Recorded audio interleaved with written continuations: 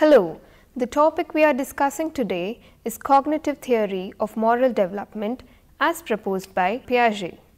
The objectives of this module are: at the end of this chapter, students will know the stages of moral development as proposed by Piaget.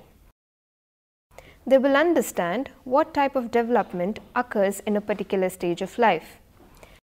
They will be familiar with different concepts of moral development, and they will know how different factors influence moral development according to his theory. Morality refers to the way people choose to live their lives according to a set of guidelines and principles that govern their decisions about right versus wrong and good versus evil. Moral development is the process through which children develop proper attitudes and behaviors towards other people in society based on social and cultural norms. As children's cognitive, emotional, social development continue to mature, their understanding of morality expands and their behavior becomes more closely aligned with their values and beliefs.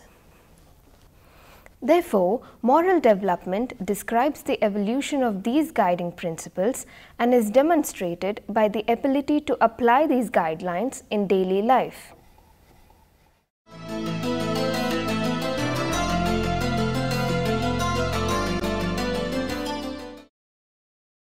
Jean Piaget, a Swiss psychologist famous for his research on cognitive development, explored how children developed moral reasoning. Jean Piaget rejected the idea that children learn and internalize the rules and morals of society by being forced to adhere to them, but he recognized that children learn morality by dealing with others in the group. He reasoned that there was a process by which children conform to society's norms of what is right and wrong, and the process was active rather than passive. According to Piaget, children between the ages of 5 and 10 years see the world through the lens of a heteronomous morality. In this moral understanding, rules handed down by authority figures such as parents, teachers and elders are seen as absolute and unbreakable. Children accept that elders are able to make rules that last forever and that they do not change and must be followed. For most children, breaking the rules tend to lead to negative personal consequences, and most children follow the rules as a way to avoid being punished. Towards the end of middle childhood, children's appreciation of morality changes as a result of their recently developed ability to view situations from others' perspectives. As children develop, their appreciation of morality becomes more autonomous, that is, self-directed. Piaget called this morality of cooperation. Starting at about ages 10 or 11 and continuing through adolescence, children will have generally begun to view moral views as socially accepted guidelines. Children using this frame of reference still feel that it is important to follow rules, but these rules are viewed as complex, somewhat negotiable guidelines that are meant to improve everyone's lives. Children realize that making choices about following rules should be based on something more than fear of negative consequences or desire for individual gain. Decisions affect everyone and can benefit or hurt everyone.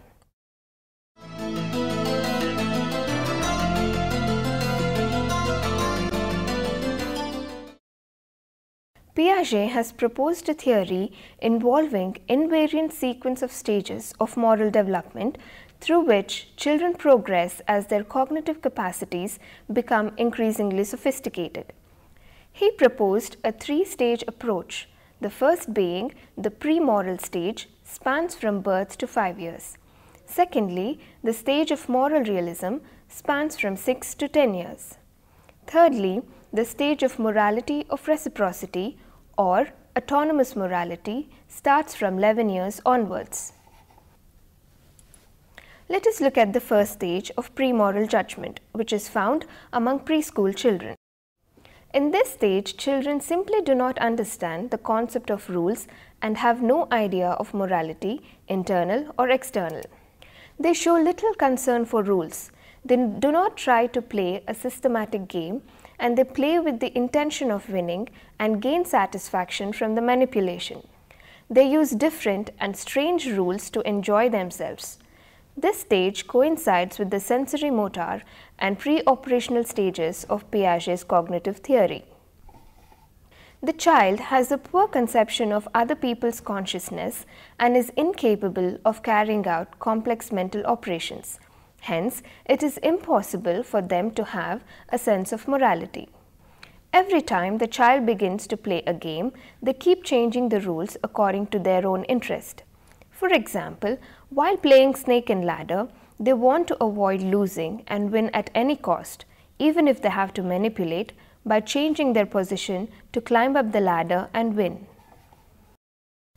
Coming to the second stage of moral realism, which spans from 6 to 10 years, in this stage, the children understand the concept of rules, but they are seen as external, absolute, and not to be questioned. They obey the rules that come from authority. And since a rule tells you what you're not supposed to do, moral realist children evaluate wrongdoing in terms of its consequences and not the intention of the wrongdoer. Children subscribed to the notion of imminent justice. That means any deviation from rules would result in punishment. They think that someone or something is going to get them one way or the other. Such retribution might take the form of accidents or mishaps controlled by inanimate objects or by God. For example, if the child disobeys its parents and next day if any accident takes place, the child tends to understand or perceive the accident as a punishment from God due to his or her rude behavior towards the parents. The two factors that contribute to young children's moral realism are egocentrism, that is, inability to subordinate their own experiences and perceive situations as others would do, that is, they cannot understand others' perspective. Secondly, immature way of thinking, which leads them to confuse external reality with their own thought processes and subjective experiences. Therefore, children in this stage perceive rules as given by authority and that they cannot be changed or questioned. They believe in immediate justice and perceive any accident as punishment for their wrongdoings. They cannot understand others' perspective and confuse external reality with their subjective thoughts and experiences. Coming to the third stage of morality of reciprocity, which begins from 11 years onwards, this stage also corresponds to the concrete and formal operational stages of Piaget's cognitive theory. Morality of reciprocity. In this stage, moral judgments are now characterized by the recognition that rules are arbitrary agreements which can be questioned and changed.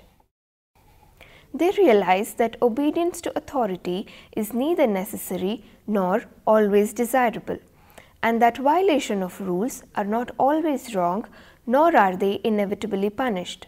They start to develop their own internal morality, which is no longer the same as external rules. A major development is that actions are now more evaluated in terms of their intentions, which is seen as a more sophisticated view of morality. Adolescents develop a firm concept that punishment specifically fits the crime and believe in equalitarianism, which is equal justice for all. For example, adolescents are reluctant to follow the rules and rituals told by their parents and justify that there is no hard and fast rule to follow them and that they can be modified according to their own convenience.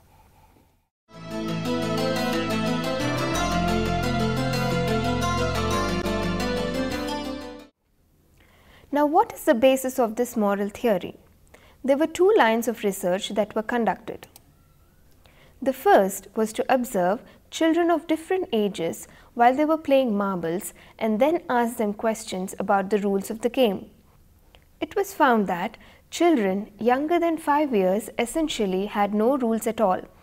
For those between 5 and 10 years, there were rules, but the children saw them as fixed. Finally, by the age of 10, the children were able to think of their own rules and recognize that these could be adopted by mutual consent. The second line of research was presented to the children as moral dilemmas, which consisted a pair of stories. In one story, a child deliberately caused a small amount of damage. That is, in the first story, once there was a little boy whose name was Henry. One day when his mother was out, he tried to get some jam out of the cupboard. He climbed upon a chair and stretched out his arm but could not reach it. And while he was trying to get it, he knocked over a cup. The cup fell down and broke. In the other story, the damage was accidental but much greater. In story 2, a little boy who is called John is in his room. He is called to dinner and he goes into the dining room. But behind the door there is a chair, and on the chair there is a tray with 15 cups on it. John has no idea about it.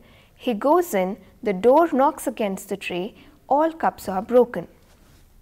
Piaget asked children which of these characters deserved to be punished the most, and tried to find out not just their answers but the reasoning they used to arrive at them. Piaget found two main differences in how children thought about moral behavior. Firstly, very young children's thinking is based on how actions affected them or what the results of an action were.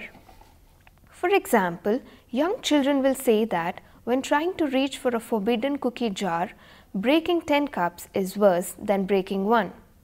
They also recognize the sanctity of rules. For example, they understand that they cannot make up new rules to a game and that they have to play by what the rule book says or what commonly is known to be the rules. Piaget called this moral realism with objective responsibility. Children evaluate seriousness of an act or behavior in terms of its consequences rather than according to the good or bad intentions of the actor.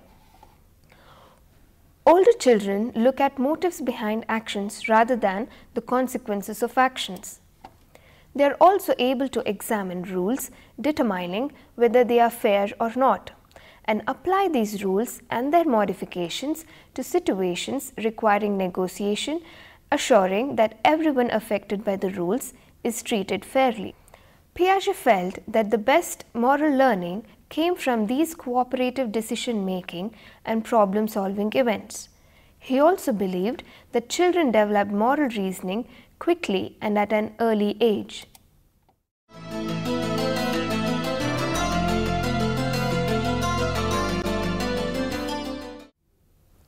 Unlike other theories which emphasize the role of parents in moral development, Piaget focuses on the contribution of peers. Away from moral absolutism, realism, and egocentrism, moral development can occur in interpersonal relationships. The children can compare their point of view to others.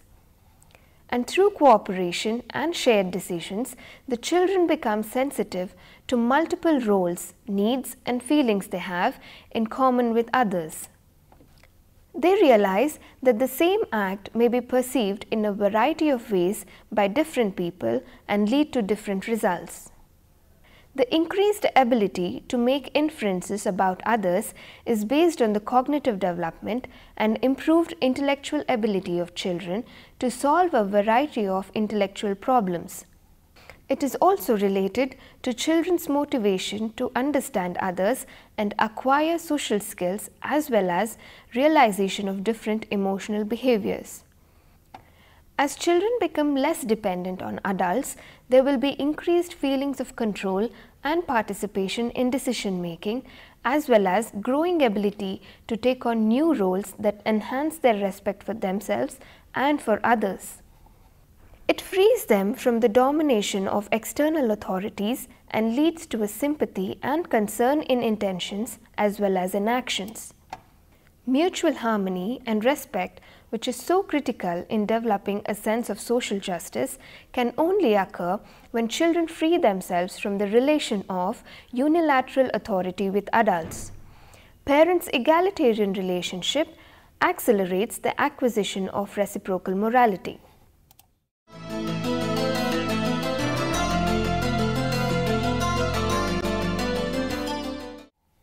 Both of these methods used by Piaget have been criticized.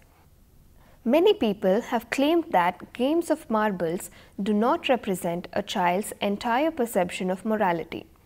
It has been claimed that younger children only focused on consequences because, given that the story was narrated, it was much easier for them to understand the consequences than the characters' intentions. Thirdly, it is based on moral universals, which may be in fact culture specific. It has been claimed that moral development of children in non-Western cultures may be different from that of the children whom Piaget investigated. In conclusion, we can say that Piaget's theory of moral development emphasizes on the importance of peer interaction and egalitarian relationship with adults as children progress from one stage of moral development to another systematically.